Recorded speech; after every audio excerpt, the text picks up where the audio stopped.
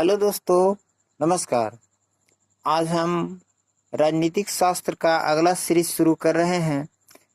भारत शासन अधिनियम 1919 की समीक्षा करने के लिए 1927 में साइमन कमीशन का गठन किया गया।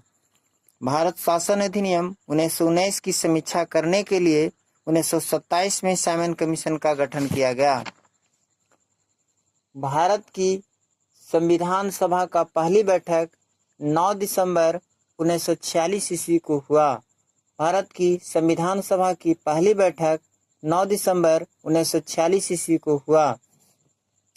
संविधान सभा का प्रथम प्रारूप सर BN राव द्वारा तैयार किया गया। संविधान सभा का प्रथम प्रारूप सर BN राव द्वारा तैयार किया गया।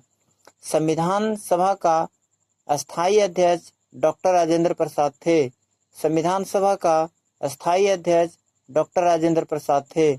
संविधान सभा में पंडित नेहरू द्वारा उद्देश्य प्रस्ताव 13 दिसंबर 1946 ईस्वी को प्रस्तुत किया गया। संविधान सभा में पंडित नेहरू द्वारा उद्देश्य प्रस्ताव 13 दिसंबर 1946 को प्रस्तुत किया गया। नेहरू द्वारा प्रस्तुत उद्देश्य प्रस्ताव 22 जनवरी 1947 में संविधान सभा में स्वीकृत की गई। भारतीय संविधान के निर्माण में कुल 11 अधिवेशन हुए। भारतीय संविधान सभा के निर्माण में कुल 11 अधिवेशन हुए। भारतीय संविधान के निर्माण में कुल 2 वर्ष 11 माह और 18 दिन लगे। भारतीय संविधान के निर्माण में 2 वर्ष 11 माह और 18 दिन लगे। भारतीय संविधान सभा के संवैधानिक सलाहकार सर BN राव थे। भारतीय संविधान सभा के संवैधानिक सलाहकार सर BN राव थे।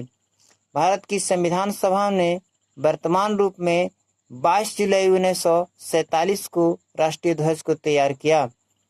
भारतीय संविधान सभा ने 22 जुलाई 1947 को राष्ट्रीय ध्वज को तैयार किया। तो दोस्तों,